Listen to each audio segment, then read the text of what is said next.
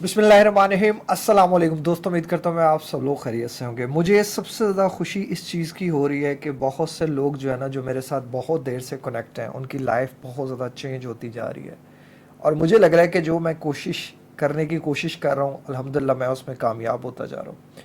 मुझे आपकी बहुत ज़्यादा मोहब्बत की, सपोर्ट की, और जो है ना इसी तरह ही एक ऐसी कम्युनिटी बिल्डअप करने की ज़रूरत है कि जिसमें हम बहुत से लोगों की हेल्प कर सकें और एक चीज़ को समझ सकें कि हमने अपनी ज़िंदगी को विदाउट जो है ना ये मेडिकेशंस की तरफ जाके अननेसेसरली जो है ना ये हमने जो लाइफस्टाइल्स फॉलो कर लिए हैं, जिसकी वजह से हम बहुत सी बीमारियों को जो है ना वो दावत दे रहे हैं। बहुत से लोग जो वेले रहते हैं वो डिप्रेशन में चले जाते हैं और फिर वो इस चीज़ की वजह से बहुत से एंटी डिप्रेशन शुरू कर देते हैं, स्टमक की दवाइयाँ शुरू कर देते हैं और बड़ा जो है वो अपने आप के लिए जो है वो एक अजीबो-गरीब किस्म की जो है ना वो कर लेते हैं। और मुझे दुःख होता है, जब मैं 18-19 साल का था तो मैं भी इसी सब में ही था, और मैं नहीं चाहता कि कोई 18-19 साल का लड़का अपनी ज़िंदगी में ग्रूम करने की बजाय, अपने आप को आगे लेके जाने के बजाय, कोई और कामरान शरीफ अपने आप को ये बता रहा हो कि यार मैंने कैसे मरना है, कैसे ख़त्म होना है, ऐसे नेचुरल मौत लगे,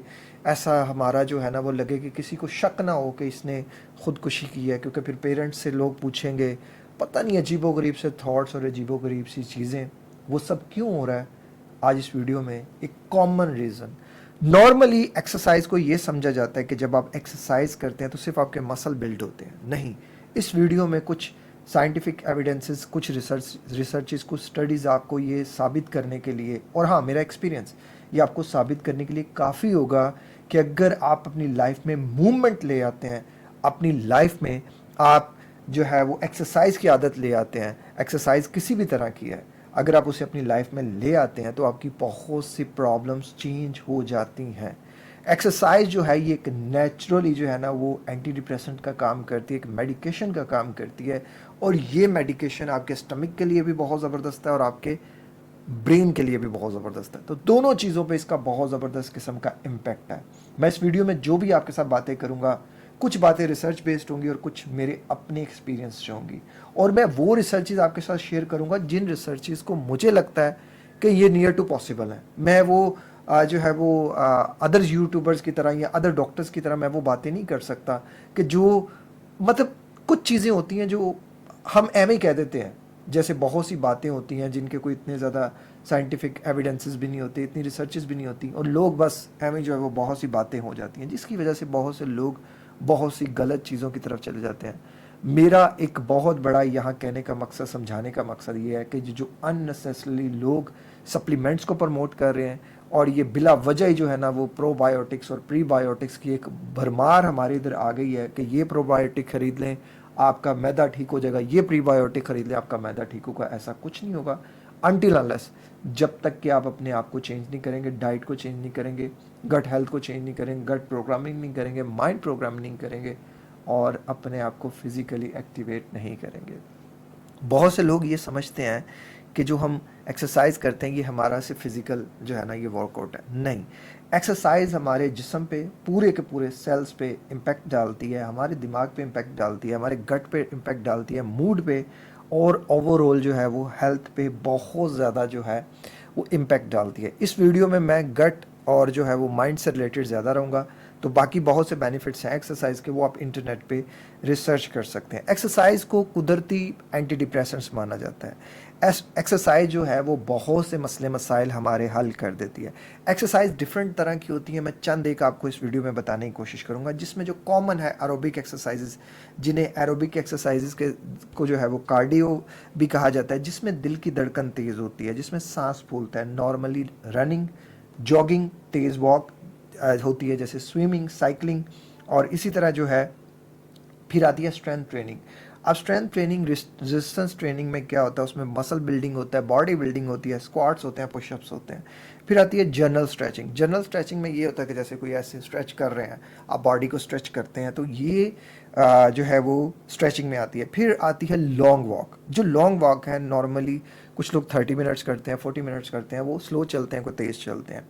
अब कुछ लोग समझते हैं कि हम ये कर लेंगे तो सब कुछ हो जाएगा, ऐसा कुछ नहीं है। आपको बहुत सी चीज़ों को अंडरस्टैंड करना पड़ेगा। इसके लिए मैं आपको एक बुक रेफरेंस दे रहा हूँ, और मैं आगे अपनी भी रूटीन बताऊँगा, फिर आप समझ पाएंगे चीज़ें आसान आसानी से कि कैसे एक बंदा, देखो मैं वो बातें बता रहा हूँ जिनसे मैंने अपनी प्री डायबिटीज़ रिवर्स की, अपने एंटी डिप्रेशन से जान छुड़ाई, अपनी गट हेल्थ को ठीक किया और बहुत सी प्रॉब्लम से मैं बचा, ब्लड प्रेशर से और ये सारी चीज़ें। यार ये मैंने बचपन से ही ना, बस वो समझ लो कि खाया कभी नहीं खाया और सोच एक रखी कि सिर्फ पैसा कमाना है, सिर्फ पैसा कमाना, तो उससे फिर बहुत सी चीज़ें तबाह हुई।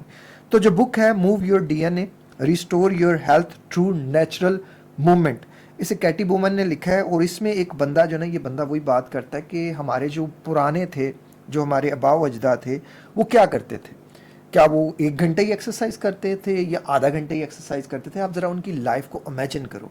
उनकी लाइफ क्या थी कि 24/7 जो था ना, वो एक स्ट्रेस में लाइफ जीते थे। और उस स्ट्रेस में यानी कि ये था कि वो अपने आप को उससे, उनको खाने का भी स्ट्रेस होता था, उनको अपने बचाव का भी स्ट्रेस होता था, डिफ़िकल्ट तरह के उनके टास्क होते थे। तो इंसान जो है ना वो जेनेरिकली मॉडिफाई इस तरह हुआ है कि हमने अपने आप को समझ लिया है कि हम पैदा ही इसलिए हुए हैं कि बस हमने खा लिया, सो लिया और थोड़ी सी वॉक कर ली, and this is the only reason कि हम जो है वो चीज़ों को बेहतर नहीं कर पा रहे। और इस एक गलती को ज़िंदगी में मैंने भी किया और आप लोग भी करते हैं। अब पहले बात करते हैं कि जो हम लोग कर रहे हैं। अगर आप रेजिस्टेंस ट्रेनिंग करते हैं या एरोबिक जो है ये एक्सरसाइजेस करते हैं, तो ये जो है ना रनिंग वगैरह, ये जो स्ट्रेंथ को आप ट्रेनिंग जिसे आप कह रहे हैं, स्ट्रेंथ ट्रेनिंग कह रहे हैं और एरोबिक ट्रेनिंग कह रहे हैं, दोनों को अगर आप करते हैं या दोनों में से कोई एक भी करते हैं, तो ये ब्रेन के अंदर जो है ना वो बहुत सी चीज़ें चेंज करती है। सबसे पहले तो ये ब्लड फ्लो को बेहतर करती है, बढ़ाती है। ब्लड फ्लो ज़्यादा हो जाएगा तो ज़्यादा ऑक्सीजन आएगा, ज़्यादा ऑक्सीजन ज़्यादा न्यूट्रिएंट्स लाएगा, तो इससे जो है वो हमारी ओवरऑल बॉडी के साथ साथ हमारे कोग्निटिव फंक्शंस पे ज़्यादा असर पड़ेगा, जिसकी वजह से जो हमारे ब्रेन केमिकल्स होते हैं वो ज़्यादा रिलीज होंगे, जिसे न्यूरोट्रांसमीटर्स कहा जाता है, जिसमें डोपामिन, सेरोटोनिन और नोरएपिनेफ्राइन है। फिर ये हमारे मूड को अच्छा करते हैं और हमारे अंदर जो स्ट्रेस होता है, एंजाइटी होता है, उसको कम करते हैं और हमें एक महसूस होता है वेल बीइंग वाली कैफियत कि हम बहुत ज़्यादा पॉजिटिव हैं, हम बहुत ज़्यादा चार्ज्ड हैं। इवन बहुत से लोगों ने ये नोटिस किया होगा कि जब वो घर में से निकलते हैं जिम के लिए तो स्टार्टिंग में बड़े लो होते हैं, लेकिन जैसे 30-40 मिनट्स का एक सेशन कंप्लीट करते हैं तो वो अपने आप को चार्ज महसूस करते हैं। उसकी बहुत बड़ी रीज़न ये है कि उनका जो है वो सेरोटोनिन बूस्ट होता है, डोपामीन बूस्ट होता है और एंडोर्फिन्स बूस्ट होते हैं। तो फिर ये चीज़ें आहिस्ता आहिस्ता जो है वो बेहतरी की तरफ उन्हें लेकर जाती हैं। तो सोचो जब आप ये वर्कआउट वगैरह अपनी डाइट में करेंगे तो ये आपके लिए जो है वो एंटी डिप्रेशंस का काम करेंगी और आपके डिप्रेशन और एंजाइटी को कम करेंगी। फिर एक्सरसाइज जो होती है ना, ये एक न्यूरोजेनेसिस करती है कि जिसमें क्या होता है कि हमारे जो है ना वो नए न्यूरॉन्स की ग्रोथ होती है, उनकी डेवलपमेंट्स होती है, उनकी डेवलपमेंट्स को ये प्रमोट करती है, जिसे न्यूरोजेनेसिस कहा जाता है। ख़ास तौर पर ये जो हिप्पोकैम्पस का जो होता है, हिप्पोकैम्पस वो होता है जो लर्निंग और मेमोरी का सेंटर जिसे कहा जाता है। तो जब आप एक्सरसाइज करते हैं तो हम लिटरली अपने ब्रेन को जो है ना वो उसकी कैपेसिटी को इन्हांस कर रहे होते हैं, ज़्यादा कर रहे होते हैं, जिससे हमारा जो ब्रेन है वो ज़्यादा लर्निंग कर पाता है, ज़्यादा इन्फॉर्मेशन को प्रोसेस कर पाता है और मेमोरी ज़्यादा बेहतर होती है। इसकी वजह से जो है वो हमारी डेली की जो है वो एक्टिविटीज़ बड़ी ज़बरदस्त किस्म की हो जाती हैं। इसकी वजह से हमें चीज़ें जल्दी से याद रहती हैं और अच्छे तरीके से याद रहती हैं। अच्छा, फिर एक चीज़ होती है BDNF, brain derived neurotrophic factor, जिससे इसको जो है ना वो ब्रेन का फर्टिलाइज़र कहा जाता है। BDNF जो होता है ना, ये नए कनेक्शंस बनाने में मदद करता है। ब्रेन सेल्स के दरमियान जो होता है ना, वो ब्रेन की प्लास्टिसिटी को इन्हेंस करता है, जिसकी वजह से लर्निंग और जो है ना वो प्रॉब्लम सॉल्विंग जो है वो बढ़ती है और क्रिएटिविटी भी बढ़ती है। तो जिन लोगों को ओवर थिंकिंग का बहुत ज़्यादा सामना होता है, उनको एक कॉमन इशू होता है कि उनकी प्रॉब्लम्स का उन्हें सोल्यूशन नहीं मिल पा रहा होता और वो प्रॉब्लम्स को एक एंगल से देख रहे होते हैं। तो जब वो अपना एंगल चेंज करना चाहते हैं तो ऑब्वियसली उनको ब्रेन की जो है ना वो न्यूरोप्लास्टिसिटी को चेंज करना पड़ेगा, ब्रेन को जो है वो समझने की, सोचने की सलाहियत को इन्हेंस करना पड़ेगा। तो उसके लिए यकीनन फिर उनको एक्सरसाइज का सहारा लेना पड़ेगा। एक्सरसाइज हमारे फोकस को इम्प्रूव करती है, मेमोरी को, स्ट्रेस को, और कहते हैं कि जब आप, कुछ लोगों को ये बात नोटिस भी हुई होगी कि जब उनकी वेस्ट बढ़ती है ना, स्टडीज़ ये मानती हैं कि जब उनकी वेस्ट बढ़ती है, जब वो मोटापा उनको ज़्यादा होता है, तो उनका जो ब्रेन है वो श्रिंक होना शुरू हो जाता है, जिसकी वजह से उन लोगों को बहुत सी चीज़ों का सामना करना पड़ता है। बहुत सी चीज़ों में रिकॉलिंग में डिफ़िकल्टी होती है, चीज़ों को नाम से याद करने में डिफ़िकल्टी होती है, और इस चीज़ की वजह से वो स्ट्रेस, एंजाइटी उनका जो है वो हाई चला जाता है और वो प्रॉब्लम को और ज़्यादा अपने लिए बढ़ा लेते हैं और अपने आप को समझते हैं कि वो कोई बहुत बड़ी, कोई खुदा ना खास्ता किसी कोई नॉर्मली लोग अल्जाइमर से इसको कनेक्ट कर देते हैं कि जी मुझे याददाश्त की जो है वो बीमारी हो रही है, मुझे ये हो रहा है, मुझे चीज़ें याद नहीं हो रही। तो इट्स मीन कि अगर आपका जो है वो पेट बढ़ा हुआ है, आपको पेट पे काम करना है और उसको श्रिंक करना है, उसको कम करना है, ताकि वो श्रिंक हो तो आपका पेट जो दिमाग है वो खुले। 2007 की एक स्टडी में देखा गया कि जो एक्सरसाइज होती है वो BDNF के लेवल्स को सिग्निफिकेंटली इंक्रीज करती है और हिप्पोकैम्पस जो होता है उसकी ग्रोथ को प्रमोट करती है। हिप्पोकैम्पस लर्निंग और मेमोरी का सेंटर होता है। तो जब आप रेगुलरली एक्सरसाइज करते हैं तो आपका ब्रेन ग्रो करता है। तो यहाँ दो चीज़ों पे हमने फोकस रखना है, ब्रेन पे और गट पे।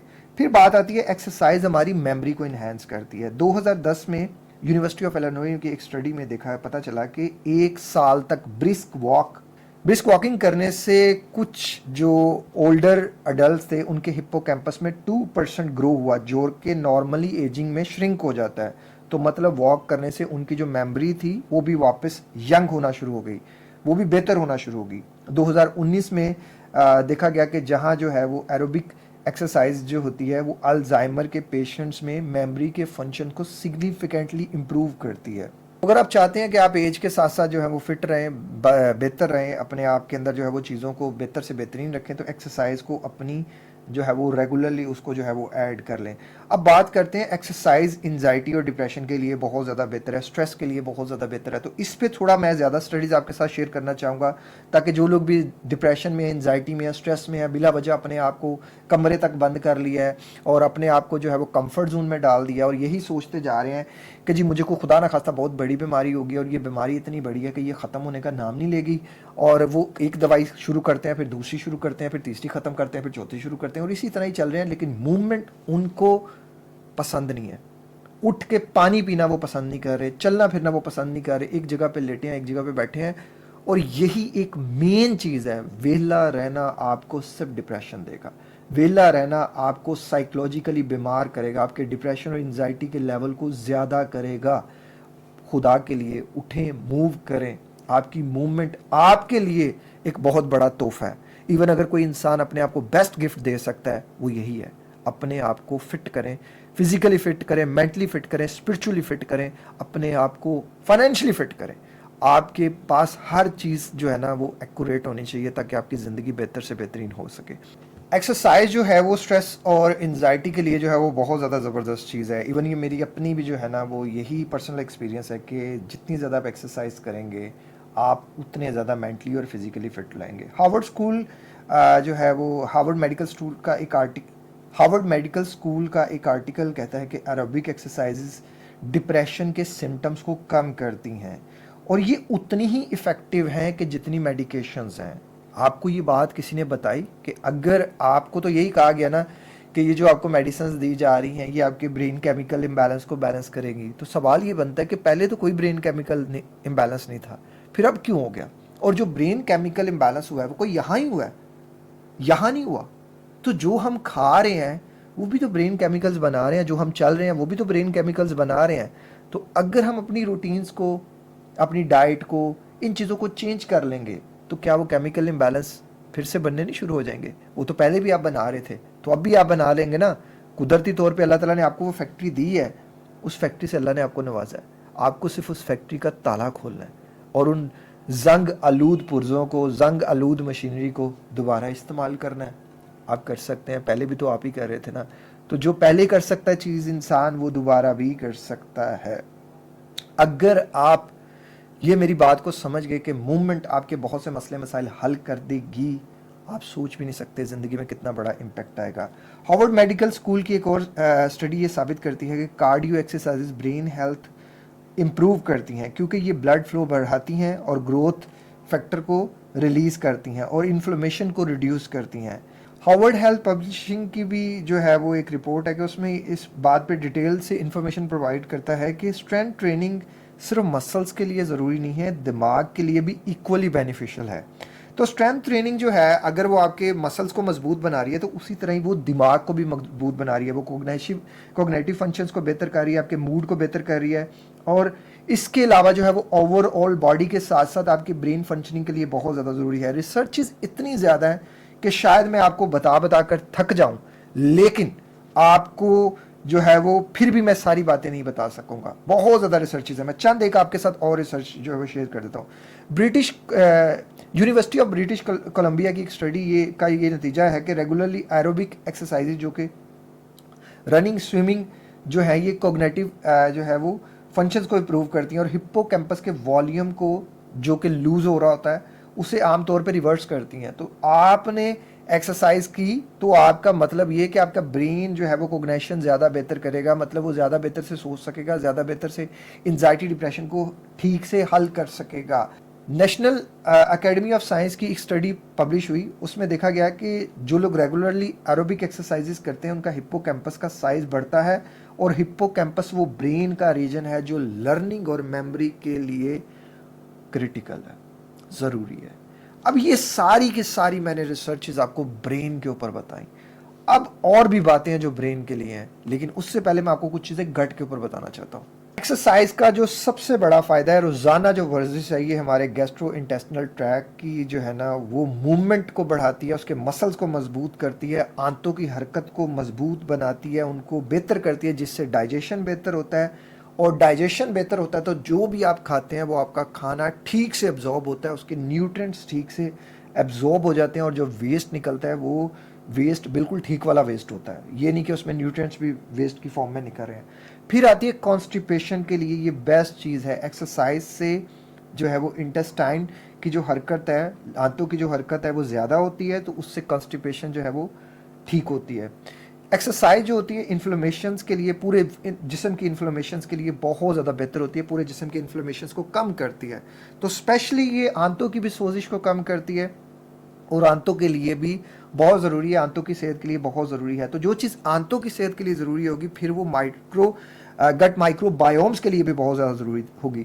यहाँ एक स्टडी बताती है कि जो लोग एथलीट्स होते हैं, यानी कि जो लोग एक्सरसाइज करते हैं या जो पर्टिकुलरली कोई गेम का पार्टिसिपेंट बनते हैं, और जो लोग नहीं बनते, यहाँ जो लोग नहीं बनते का मुराद ये है कि जो वेले बैठे हुए हैं, जो घर में कुछ भी नहीं कर रहे, उनके मुकाबले में जो कुछ कर रहे हैं, जो एथलीट्स हैं, जो गेम खेलते हैं या कुछ इस तरह का परफॉर्म करते हैं, फिजिकली एक्टिविटी परफॉर्म करते हैं, उनके गट बैक्टीरिया में जो फ़ायदेमंद बैक्टीरिया होते हैं एथलीट्स में ज़्यादा होते हैं, और जो कुछ नहीं करते उनमें कम होते हैं। तो यही एक मेन रीज़न है कि जो कुछ नहीं करते वो ज़्यादा बीमार होते हैं, और वो अपनी बीमारियों को लेकर इधर उधर भागते रहते हैं, और ये काम वो नहीं करते, एक्सरसाइज वो नहीं करते, मूव वो नहीं करते।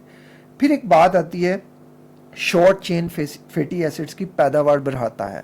एक्सरसाइज जब आप करते हैं ना तो ये शॉर्ट चेन फैटी एसिड्स की पैदावार बढ़ाती है। ये जो फ़ायदेमंद बैक्टीरिया होते हैं ना, ये शॉर्ट चेन फैटी एसिड्स की जो आंतों और जो है वो इम्यून सिस्टम की सेहत के लिए इंतहाई ज़रूरी है। तो जितने ये बेहतर होंगे आपको उतने इन्फ्लेमेशंस कम होंगे, डिप्रेशन एंजाइटी कम होगा, आपकी गट हेल्थ ठीक होगी, आपकी पूरी की पूरी जो है ना वो एक जो ये गट माइक्रो बायोम की एक कॉलोनी है, ये बेहतर परफॉर्म करेगी। एक चीज़, एक्सरसाइज आपके गट ब्रेन जो गट बैरियर होता है ना, जिसमें लोगों को कॉमनली लीकी गट की प्रॉब्लम आती है, एक्सरसाइज उससे प्रिवेंट करती है, क्योंकि गट की जो बैरियर लाइन है उसको एक्सरसाइज मजबूत बनाती है, एक्सरसाइज उसको स्ट्रॉन्ग बनाती है। एक्सरसाइज बहुत ज़्यादा इम्पोर्टेंट है गट के एतबार के लिए। तो यहाँ डिप्रेशन और एंजाइटी भी गट से है, और यहाँ से है, यहाँ ठीक, इन दोनों का हमने कॉम्बिनेशन जो है वो लेकर चलना है। अब बात आती है फोकस पर। गट के बाद जो एक्सरसाइज का बेनिफिट होता है वो फोकस और प्रोडक्टिविटी को बढ़ाती है। स्टैनफोर्ड की एक स्टडी में देखा गया कि सिर्फ 15 मिनट ट्रेडमिल पर चलने से क्रिएटिव थिंकिंग जो है ना वो 60% तक इम्प्रूव हो गई। यार इससे ज़्यादा आपको क्या चाहिए, 60% तक क्रिएटिविटी इम्प्रूव हुई। 2019 के एक मेटा एनालिसिस में देखा गया कि 33 रैंडम लोगों का ये ट्रायल था, जिसमें किया गया कि कंक्लूजन ये निकाला गया कि एरोबिक एक्सरसाइज और रेजिस्टेंस ट्रेनिंग दोनों जो है वो कॉग्निटिव परफॉर्मेंस को इम्प्रूव करती हैं। और अगर आप देखो इसको तो ये एरोबिक एक्सरसाइजेज, स्ट्रेंथ ट्रेनिंग और माइंड का जो है ना वो आप अगर पॉजिटिविटी लेकर चलते हो तो आप अलग ही एक नेक्स्ट लेवल किस्म की चीज़ें एक्सपीरियंस करते हो। यूनिवर्सिटी ऑफ सिडनी की एक रिसर्च ने एक स्टडी ने साबित किया कि जिन लोगों ने रेजिस्टेंस ट्रेनिंग की उनकी अटेंशन जो होता है ना वो इम्प्रूव हुई, मेमोरी बेटर हुई, और टास्क स्विचिंग एबिलिटी जो है ना ये बड़ी ज़रूरी है ओवर थिंकर्स के लिए। वो क्या करते हैं, एक स्विच में फंस जाते हैं, एक टास्क में फंस जाते हैं, और उसको वो टास्क को रिजॉल्व नहीं कर पाते, उसी में फंसे रहते हैं। एक इसके अलावा जो रियल टाइम केस स्टडीज़ हैं वो मैं आपके साथ शेयर करना चाहता हूँ, और मैं चाहता हूँ कि ये केस स्टडी आप अपने हर स्कूल में, हर जो है ना वो कॉलेज वगैरह में करें, कि ये बड़ी ज़रूरी है।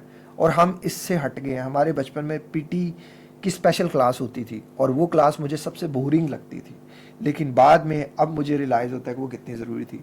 एक इंटरेस्टिंग स्टडी, केस स्टडी हुई कि जिसमें जो है ना वो स्कूल सिस्टम में देखा गया कि स्टडी के लिए जो है ना फिजिकली एक्टिविटी ऐड की गई। सिर्फ 20 मिनट्स की रनिंग और जंपिंग जैसे जो है वो एक्टिविटी करवाई गई, और 3 महीने के अंदर स्टूडेंट्स के ग्रेड्स और उनकी कंसंट्रेशन दोनों इम्प्रूव्ड हुई। दोनों चीज़ें बहुत बेहतर हो गई। तो मैं समझता हूँ कि ये बहुत ज़्यादा ज़रूरी है। हम लोग एक बहुत बड़ी गलती करते हैं कि हम अपनी औलाद को कहते हैं पढ़ो पढ़ो, सिर्फ पढ़ो, ये खेला कूदा नहीं करोगे, खेलोगे कूदोगे तो होगे ख़राब, पढ़ोगे लिखोगे तो बनोगे नवाब। वो जो बेचारे पढ़ लिख के थोड़े आए, आज वो देखो हॉस्पिटल्स, मतलब जो है वो ऑफिसेज में जॉब कर रहे हैं, कितने स्ट्रेस से, कितनी एंजाइटी से, क्या पढ़ा के आपने उनको क्या करा लिया। अगर आप उनको बताते कि वही लोगों ने फिर जाके आगे माशरे में तबाही की है ना, ये वही जनरेशन है ना जो आई है अब। इस जनरेशन को अगर हमने गाइड किया होता कि अल्लाह से भी जुड़ो, फिजिकली एक्टिविटी भी करो और पढ़ो भी, हर चीज़ को कम्बिनेशन में लेकर चलो। कम्बिनेशन हम सिखाना भूल गए। हमने कहा जी पढ़ो पढ़ो, हलाल हराम सिखाया नहीं, फिर कर रहे हैं जी जनाब। यही तो माशरे में ज़्यादातर आपको पढ़े लिखे लोग ही तो ख़राब नज़र आ रहे हैं। यही तो तबाही कर दी हमने। एक और केस स्टडी है कनाडा के सीनियर्स के ऊपर, जहां ये वॉकिंग जो है वो करवाई गई और रिजल्ट ये आया कि उनका जो है ना वो बैलेंस इंप्रूव हुआ, डायमेंशिया का रिस्क कम हुआ और उनकी मेमोरी जो है वो शार्प हुई।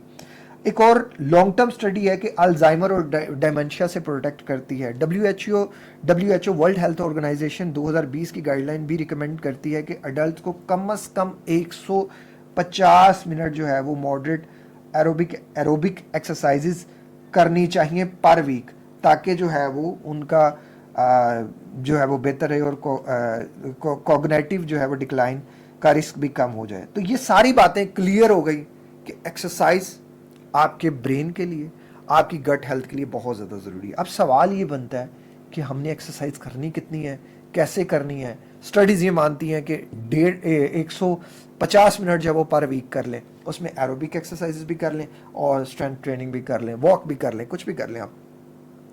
लेकिन मैं आपको अपने पर्सनल एक्सपीरियंस से कुछ चीज़ें बताना चाहता हूँ। जिन लोगों को भी गट के इश्यूज़ हैं, जिन लोगों को भी माइंड के कुछ इश्यूज़ हैं, जो प्री डायबिटिक हैं, जो अपने आप को बेटर हेल्थ देना चाह रहे हैं और एक ज़िंदगी को ट्रांसफॉर्म करना चाह रहे हैं, तो ये वीडियो मैं समझता हूँ कि आपने उन लोगों तक ज़रूर शेयर करनी है ताकि वो उनकी ज़िंदगी बदल सके। और जो बहुत ज़्यादा मेडिकेशंस पे डिपेंडेंट हो गए, रिलाय हो गए हैं, वो ये सोच रहे हैं कि फ़लाँ मेडिकेशन हमारी ज़िंदगी बदलेगी, फ़लाँ मेडिकेशन हमारी ज़िंदगी बदलेगी। आपकी ज़िंदगी आप खुद बदलेंगे, और जब आप तक आप नहीं बदलना चाहेंगे, दुनिया की कोई ताकत आपको बदल नहीं सकती। अब बात करते हैं कितनी जो है ना वो एक्सरसाइज करनी चाहिए। अच्छा, एक्सरसाइज जो होती है ये पेन किलर्स होती है, क्योंकि ये एंडोर्फिन्स रिलीज़ करती है, ये गट ब्रेन कनेक्शंस को बेहतर करती है, और इसके लॉन्ग टर्म जो है ना वो बहुत ज़्यादा बेनिफिट्स हैं। अदर हेल्थ बेनिफिट्स की अगर आप बात करो तो ये हार्ट हेल्थ के लिए, ये जो जनरल हेल्थ के लिए, डायबिटीज़ कंट्रोल के लिए, ब्लड प्रेशर के लिए, मूड्स के लिए, कोलेस्ट्रॉल के लिए, डिफरेंट इसके जो है वो आपको बेनिफिट्स मिल जाएंगे। तो यहाँ दो चीज़ों पे फोकस हुआ, ब्रेन पे और गट पे।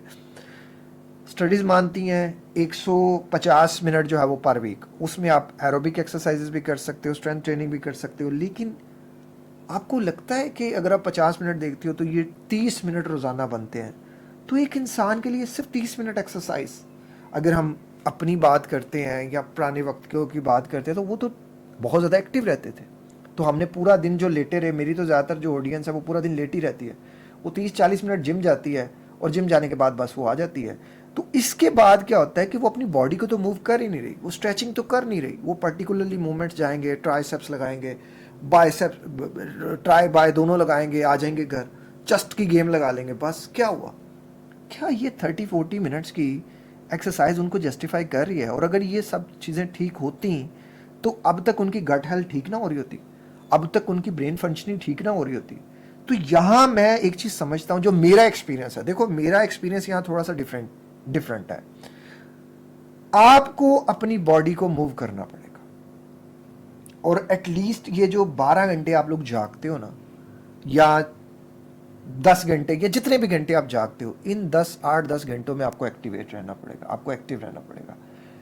वो क्या है, वो आपको वो इम्पैक्ट डालेगा जो आप सोच भी नहीं सकते। आपने बहुत से लोगों के कहने पे बहुत कुछ किया, एक बार एक उस इंसान की बात मानकर देख ले जो आप में सही है, जिसे गट के इश्यूज रहे, जिसे डिप्रेशन रहा, एंजाइटी रही, जिसे बहुत सी चीज़ों का सामना करना पड़ा, सुसाइडल थॉट्स का, पता नहीं क्या क्या कुछ का। मेरे पास कोई हेल्पिंग हैंड नहीं था। मैंने अपनी ज़िंदगी को खुद चेंज किया और मेरी ख्वाहिश है कि आप भी चेंज करें। मुझे आपसे कुछ नहीं चाहिए, बस एक दुआ चाहिए, एक दुआ जो आपके दिल से निकलेगी जब आप ये सब चीज़ों से करके चलोगे। दुनिया की सबसे प्योरेस्ट दुआ वो होगी जो आपके दिल से निकलेगी, वो मुझे चाहिए। बताओ मुझे आपसे क्या लालच है? कोई लालच नहीं है। हाँ, मेरा 1-on-1 टाइम अगर आप लोगे तो वो पेड है, वीडियोस टोटली फ्री हैं। और मैं वीडियो इस नियत से बनाता हूँ कि यार आपको मैक्सिमम बेनिफिट हो सके, आपको किसी और जो है वो कोच की ज़रूरत ना पड़े, आप खुद अपने कोच बने, आप खुद अपने आप को जो है वो ठीक करें। तो सवाल ये बनता है कि वो सिर्फ 30 मिनट एक्सरसाइज और बाकी 11.5 घंटे लेट कर गुजार दें, या उन 11.5 घंटों को आप प्रोडक्टिव कर लें। मेरे कहने पे चंद दिन ये कर कर देख लें। आप चंद दिन, ये जो मैं रूटीन देने लगा हूं, चंद दिन आप करेंगे, आपकी ज़िंदगी आपको खुद ही बता देगी। मेरा HbA1c 6.4 था और अल्लाह ताला उस इंसान को ज़िंदगी दे और हदायत दे कि जिसने वो रिपोर्ट देखकर मुझे कहा जी 2-3 महीने में डायबिटीज़ हो जाएगी, कंट्रोल नहीं होगी, ये नहीं होगा, वो नहीं होगा, और 40 ईयर्स से पहले पहले जो है वो तुम इंसुलिन की तरफ चले जाओगे, ये होगा। ये बड़ा मेरे लिए बड़ा, ये सुन के ना बड़ा एक पेनफुल था। और मैंने अल्हम्दुलिल्लाह से रिवर्स, मैंने नहीं किया, अल्लाह ने कराया। अल्लाह कराता है उसी बंदे से ये जो देखना चाहता है, जो करना चाहता है। अगर आप करना चाहते हैं तो अल्लाह ताला आपको हिम्मत देगा, ताकत देगा, आपको रास्ते दे देगा। बस आपकी आंख देखने वाली होनी चाहिए। तो अब मैंने जो सवाल किया उसका जवाब मुझे दीजिएगा। 11 घंटे, 11.5 घंटे रेस्ट और सिर्फ आधा घंटा जिम, या मेरी जो रूटीन अब मैं बताने लगा हूँ। एक कॉन्सेप्ट माइंड में रखिएगा कि हम हर वक्त मूव के लिए पैदा हुए हैं, रेस्ट के लिए, मूव के लिए। इस मूवमेंट में इबादत भी एक मूवमेंट ही है, हर चीज़ एक मूवमेंट है। सबसे पहले हम दिन की शुरुआत की बात करते हैं। आप जब भी उठते हैं, नमाज पढ़ते हैं, तो वो एक मूवमेंट है, उसे मूवमेंट ही आपने कंसीडर करना है। आपने नमाज पढ़ी, नमाज पढ़ के आप शुरू में सिर्फ जिक्र अज़कार के लिए एक कदम ही चलें। एक कदम से लेके 1000 कदम तक का आपका टारगेट है। आप 1 कदम चलें, 2 कदम चलें, 10 कदम चलें, आप चलें। और जब आप चल रहे हैं, आपने सिर्फ ये नहीं सोचना कि आप जिक्र अज़कार ही कर रहे हैं। मेरी बड़ी बहनें हैं जिनके बड़े बड़े पेट निकले हुए हैं, बड़े भाई हैं जिनके बड़े बड़े पेट निकले हुए हैं, और वो ये सोचते रहते हैं कि वो जो बैठे हैं वो जिक्र अज़कार कर रहे हैं, या जो चल रहे हैं वो जिक्र अज़कार कर रहे हैं। आपने अगर ये इसको इसके साथ भी कर लिया कि जो मैं जिक्र अज़कार कर रहा हूँ, ये मेरी मूवमेंट है, ये मेरी एक्सरसाइज है। मैं ये जो आपसे बात करके ये हिला रहा हूँ हाथ, ये मेरी एक्सरसाइज है। मेरे ब्रेन में पता है, मैं जो बोल रहा हूँ मेरे ब्रेन को पता है मेरी एक्सरसाइज है, और मैं इसके कैलोरी काउंट मेरे सबकॉन्शियस में चलता रहेगा। सबकॉन्शियस बड़ा स्मार्ट है। इसके ऊपर मैं आपको एक रिसर्च बताता हूँ। हार्वर्ड यूनिवर्सिटी की एक साइकोलॉजिस्ट हैं एलन लैंजर, ये मैंने पहले भी एक दो वीडियोस में कोट किया हुआ है, बताई हुई बात। उन्होंने ना एक रिसर्च कंडक्ट की। उन्होंने एक होटल में काम करने वाली औरतों को लिया, उनसे पूछा कि आप सारा दिन क्या क्या कुछ करती हैं। उन्होंने कहा जी हम बेड की जो है वो चादरें चेंज करती हैं, सफाई करती हैं, फर्श के ऊपर जो है वो सारा करती हैं, सफाई करती हैं, बाथरूम वगैरह धोती हैं, क्लीनिंग करती हैं, सारा कुछ करती हैं। उन्होंने 80 लोगों की वो रिसर्च थी। अब उनको 2 ग्रुप्स में डिवाइड किया। एक ग्रुप को बताया कि आप ये जो कुछ कर रही हैं, आप झाड़ू लगा रही हैं तो आपके ये मसल्स मूव हो रहे हैं, तो ये मसल मूवमेंट से आपकी कैलोरीज बर्न हो रही हैं, और आप ब्रेन को यही बताएंगे आपकी ये एक्सरसाइज है। आप चादर डाल रही हैं, आप सोच रही हैं कि एक्सरसाइज है, और आप जो कुछ भी कर रही हैं ये एक्सरसाइज समझ के कीजिएगा। और दूसरा ग्रुप जो कर रहा है उसको करने दिया, उसको कुछ नहीं कहा। जो रिसर्च के रिजल्ट्स थे वो शॉकिंग थे। जिन लोगों को बताया गया कि ये सब जो कुछ आप कर रही हैं ये एक्सरसाइज है, उनके अंदर blood pressure, diabetes, health related चीज़ें बहुत ज़्यादा इंप्रूव थी। इतनी इंप्रूव थी कि वो एक सिग्निफिकेंटली जो है ना वो रिमार्केबल चीज़ें थी।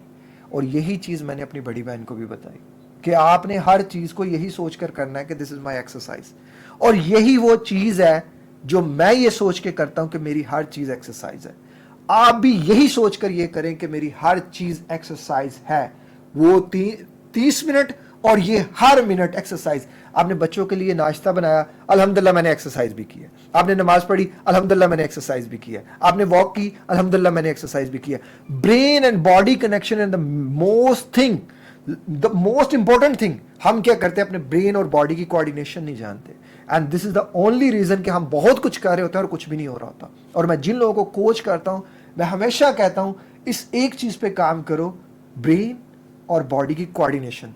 आप देखना आपका ब्रेन इतना स्मार्ट है कि आपको वो बना देगा जो आप सोच भी नहीं सकते। और मैं ये बात आपको पूरे जो है ना वो अपने एक्सपीरियंस से कह रहा हूं कि आपने हर चीज को एक्सरसाइज समझ के करना है। हर चीज को आपने एक्सरसाइज समझ के करना है। आप जब इस बात को समझ जाएंगे कि मैं ये जो बैठा हुआ हूं, और मैं फिर आपने बैठना नहीं है ज्यादा देर, प्लीज बैठना नहीं ज्यादा देर। अगर आपने 6 बजे सुबह उठ गए हैं तो रात 8 बजे तक 10 बजे तक अगर आप जागे हैं, इस 8-10 घंटे में 8 घंटे की नींद इनफ है यार। 8 घंटे की नींद, 6, मैं कहता हूं अगर पुरसकून नींद 6 घंटे भी हो इनफ है, लेकिन 8 घंटे की नींद इनफ है। उसके बाद आपको पूरा दिन सोने की जरूरत नहीं है। जिन लोगों को गट इश्यूज हैं उनको तो ज्यादा देर बैठने की भी जरूरत नहीं है। चलते फिरते रहे, मूव करें, मूव मूव। फिर आपने नाश्ते के बाद नाश्ता किया, आपने थोड़ा सा मूव कर लिया। इसका टारगेट रखें, आज 1 कदम से लेके 1000 कदम तक, जितने कदम आपने चलने चले। फिर उसके बाद दोपहर का खाना, दोपहर के खाने के बाद 1 से लेके 1000 कदम का टारगेट रखें। फिर रात का खाना, रात के खाने से पहले बाद में जिस तरह भी आपने 1 से लेके 1000 कदम का टारगेट रखें। मान के चले आपने 100 300 कदम चल लिए। अब बात आती है कि जो लोग जिम जा सकते हैं वो जिम लाजमन जाए। 2 चीज़ें अपनी ज़िंदगी में ना कंपलसरी कर लें, एक मस्जिद और एक जिम। ये दोनों बड़ी इंपॉर्टेंट चीज़ें हैं। और लाइब्रेरी तीसरी चीज़ ऐड कर लें। लाइब्रेरी, चले मोबाइल में लाइब्रेरी आ गई, वो तो ज़रूरी, वो तो एक ज़बरदस्त चीज़ हो गई। ज़्यादा से ज़्यादा रिसर्च करने की कोशिश करें। और ये दौर चल रहा है टेक्नोलॉजी का, आपसे कोई भी इंफॉर्मेशन सिर्फ 1 क्लिक से दूर है। ये जो मैं बातें कर रहा हूँ ये झूठ है या सच है, आप 1 क्लिक पे तस्दीक कर सकते हैं उनकी। यहां मैं उन लड़कियों से बात करना चाहता हूं जो मेरी बहनें हर वीडियो के नीचे कमेंट करती हैं, होम वर्कआउट बताएं। यही होम वर्कआउट मैंने अपनी बड़ी बहनों को बताया हुआ है, तो आपको भी मैं बताना चाहता हूं। अपनी बहनों को जो बड़ी हैं, छोटी हैं, हर किसी को आपने ना सबसे पहला काम करना है उठक बैठक। बैठें उठें, बैठें उठें, ये इंतहाई ज़रूरी है आपके मसल मूवमेंट के लिए। बाद में स्ट्रेचिंग करें, स्ट्रेचिंग जितनी आपसे कर सकती हैं आप करें। उसके बाद वेट उठाएं, कुछ ईंटें लें, कुछ ईंटें, 2 ईंटें हाथ में लें, कोई 30 कदम की दूरी पर जाकर रखें, फिर 30 कदम से उठा के ये रखें, इधर रखें, इधर रखें, 10 20 30 चक्कर जितने आपसे लगते हैं आराम से लगा लें। फिर उसके बाद आपने थोड़ा सा पुशअप्स अगर कर सकती हैं पुशअप्स कर लें, कुछ इस तरह की मूवमेंट आप कर सकती हैं आप कर लें, हाथ खड़े करके उठक बैठक कर लें, इस तरह कर लें, वो जंपिंग वगैरह कर लें, कुछ भी कर लें, लेकिन मूवमेंट आपने लाजमन करनी है। ये नहीं है कि सिर्फ 10-15 मिनट ही कर ली, इसको आपने रिपीट करते रहना है। आप जितना ज़्यादा रिपीट करेंगे उतना आपके लिए अच्छा है, क्योंकि ये सिर्फ आधा घंटा वर्कआउट नहीं होता, पूरा दिन हमारा वर्कआउट है, पूरा दिन हमारा काम है। हमने बनाना, खाना बनाना, हमने सारा कुछ करना, और ये काम हमारे आबाओ अजदा करते आए हैं। वो पूरा पूरा दिन काम करते थे, वो रेस्ट बहुत कम करते थे। वो तब जब रात का खाना खा लिया उसके बाद उनका रेस्ट होता था, इसलिए वो खाना खा के फ़ौरन सो भी जाते थे, तो उनको कोई इनडाइजेशंस नहीं होती थी। हमारे था तो हमने तो एंजाइटी इतनी हो जाती है खाना खा के, क्योंकि हम सारा दिन तो वेले हैं, सारा दिन वेले इन सेंस कि काम को काम समझ के नहीं कर रहे, और हमें लग रहा है कि कोई स्पेशल वर्कआउट है। और जो लोग भी बॉडी बिल्डिंग्स कर रहे हैं, प्लीज़ मेरा एक छोटा सा मशवरा है, बीइंग अ ब्रदर ये बात याद रखिएगा, खुदा के लिए ये जो बॉडी बिल्डर्स और ये जो चीज़ें आपको बता रहे हैं ना, 1 साल में इतना मसल हो जाता है, ये हो जाता है, वो हो जाता है, कुछ भी नहीं होता। ये स्टीरॉइड्स की तरफ और अननेसेसरली आपको बड़ी ऐसी उल्टी फिजी चीज़ें बताएंगे। आपका गोल सिर्फ फिटनेस होना चाहिए, नथिंग एल्स। यार मुझे कितनी देर हो गई है जिम करते हुए, मुझे तो आप देखोगे तो लगेगा ही नहीं कि मैं जिम करता हूँ, हालांकि मैं अच्छा खासा वेट भी उछाड़ता हूँ। और मैं अपने लिए फिटनेस, मेरी अपने लिए फिटनेस काफ़ी है, मुझे किसी को नहीं दिखाना, मुझे किसी से कोई अवार्ड नहीं लेना। मैंने ये गलती पहले की हुई है, एक बंदे के कहने पे मैंने स्टीरॉइड्स का इस्तेमाल किया हुआ है कुछ देर। मेरा भाई, वो पता नहीं बेचारे को क्या दवाई दी थी, वो अब इस दुनिया से चला गया, अल्लाह उसकी मग़फ़िरत फरमाए और अल्लाह उसके दर्जात को बुलंद करे। तो आप भी मेरे भाइयों की तरह हो, इनकी बातों में ना आना। ये चंद पैसों के लिए आपकी वो ज़िंदगी कर देंगे जो आप, अल्लाह माफ़ करे, अल्लाह माफ़ करे। अब ये वो चीज़ें हैं, 5 वक्त की नमाज है, ये सारी चीज़ें आपके लिए इनफ है, आपका इनफ वर्कआउट हो गया। ये मेरी रूटीन है और मैं इस रूटीन में अल्हम्दुलिल्लाह 15,000 स्टेप्स भी हो जाते हैं, 1 घंटा स्ट्रेंथ ट्रेनिंग भी हो जाती है, जिम भी हो जाती है, साइकिलिंग भी हो जाती है, सारा कुछ हो जाता है। ये वो रूटीन है जो आपको बहुत सी बीमारियों से बचा सकती है। अब अक्सर मेरी बहनें ये सवाल करती हैं कि जी फ़लाँ ने हमें रिकमेंड किया था कि आप डांसिंग किया करें, बंद कमरा करके आप डांस कर लें, फ़लाँ कहती हैं, कुछ कहती हैं आप योगा कर लें। योगा के ऊपर मैं बात करना चाहूँगा कि हर मज़हब के ऊपर ना डिफरेंट चीज़ें होती हैं। जैसे कुछ मज़हब में डांसिंग अलो है, उनके अकॉर्डिंग जो है वो योगा को अलो है उनके अकॉर्डिंग। लेकिन हमारे मज़हब में जो चीज़ें हैं, हर मज़हब की डिफरेंट चीज़ें हैं। हमें क्या ज़रूरत है कि हम किसी के मज़हब की जो है वो चीज़ों को अपने ऊपर इम्पोज कर लें और समझें कि यही मसले का हल है। मेरी बहन, आपके लिए 5 वक्त की नमाज भी तो एक एक्सरसाइज है, उसके बाद तिलावत एक एक्सरसाइज है, चलते फिरते रहना ये भी एक एक्सरसाइज है, उठक बैठक करना एक एक्सरसाइज है, वेट उठाना एक एक्सरसाइज है। आपने क्यों ये बंद कमरे करके डांस ही करना है? और मैं उन लोगों की सोच पे हैरान होता हूँ जो ये कहते हैं कि यहाँ तो कहीं भी डांसिंग का तो जिक्र ही नहीं है। कि इतनी मैंने रिसर्चेज आपके साथ इसलिए शेयर की कि शायद आप किसी साइकोलॉजिस्ट को बताएं कि ये भाई तो कह रहा है डांसिंग नहीं करनी चाहिए। तो अल्लाह ने जो चीज़ें हमें हदूद रखी है ना, हमें उसी हद में रहना चाहिए। अगर हमारा अल्लाह खुश है ना तो हमारी हर चीज़ बदलने में देर नहीं लगेगी। अगर आप अपने आप को खुश करके ज़िंदगी बदल लेंगे तो कितनी देर कर लेंगे? कुछ नहीं है, ये ज़िंदगी कुछ नहीं है। आप औरत हैं, मर्द हैं, जो लोग दूसरे मज़हब से हैं उनके नज़दीक जो जो जैसे हिंदुइज़्म में योगा है तो वो योगा करें, और जिस मज़हब में जो चीज़ है उनको फिजिकली एक्टिविटीज़ बताई गई हैं वो करें उनके अकॉर्डिंग। हमारे मज़हब में जो चीज़ बताई गई हम वो करेंगे। हम क्यों किसी के मज़हब को जो है वो कहें कि जी वो ये भी है वो भी है? नहीं, अगर कोई चीज़ आपके मज़हब में ना होती तो वो आप कह सकते थे, लेकिन अल्लाह ने तो हमें हर चीज़ बता दी, कुरान मजीद ने हमें हर चीज़ बता दी। और क्या करना चाहते हैं आप? तो प्लीज़ जो प्रोफेशनल्स हैं वो इन चीज़ों को ना करें। आपको नहीं पता कि ये जो एक साइकोलॉजी, आपको तो पता होगा, आप प्रोफेशनल हो, आपको पता है कि जो बंदा अकेले कमरे में करता है उसमें कॉन्फिडेंट आ जाता है, फिर वो 4-6 लोगों के सामने करता है, इसलिए तो माशरे में बुराइयां आम हो रही हैं। प्लीज़ प्लीज़ आप अपनी बहन बेटियों को भी अगर ये सब कह रहे हैं तो गलत कह रहे हैं। इन चीज़ों से आपने बचना है। और जो लोग, मेरा मकसद किसी की दिल आज़ारी नहीं है, आपके मज़हब के अकॉर्डिंग जो है आप वो करें और दीन इस्लाम के बारे में रिसर्च करें। जो लोग भी और मज़हब से मज़ाहिब से मेरे चैनल पर हैं, मैं चाहता हूँ कि आप दीन इस्लाम से के बारे में भी रिसर्च करें। और दीन इस्लाम जो है वो आपको बहुत सी चीज़ों को समझने में आसान कर देगा। किसी मुफ्ती से, किसी आलिम से दीन समझने से बेहतर है आप खुद अपनी रिसर्च करें, ताकि आपको बहुत सी चीज़ें जो है वो समझ आ जाए। मेरी अल्लाह ताला से एक ही दुआ है कि अल्लाह ताला हम सबको जो है ना वो सच्चे रास्ते पे रखे, हदायत के रास्ते पे रखे, और हम सब की तौबा कबूल करे, और हम सबको एक जो है ना वो हालत ईमान में इस दुनिया से लेकर जाए। और ये सबसे बड़ी ज़रूरी चीज़ है, हालत ईमान। हमारा रब खुश हो जाए, ये सबसे बड़ी चीज़ है। हम बहुत सा वक्त एक्सरसाइज के साथ साथ अगर जिक्र अज़कार भी करके गुजारेंगे ना तो बॉडी भी खुश तो अल्लाह भी खुश। और चैरिटी करें, लोगों को अच्छे अल्फाजों में याद करें, नेगेटिव सोच से बचें। इंशाल्लाह सारी चीज़ें ठीक हो जाएंगी, बेहतर से बेहतरीन हो जाएंगी। और मैं जितना आपके लिए कर सकता हूँ मैं ज़रूर करूँगा। अपना बहुत ज़्यादा ख्याल रखिएगा, मुझे दुआ में याद रखिए। मिलते हैं किसी और वीडियो में किसी और टॉपिक के साथ। अस्सलाम वालेकुम, अल्लाह हाफ़िज़।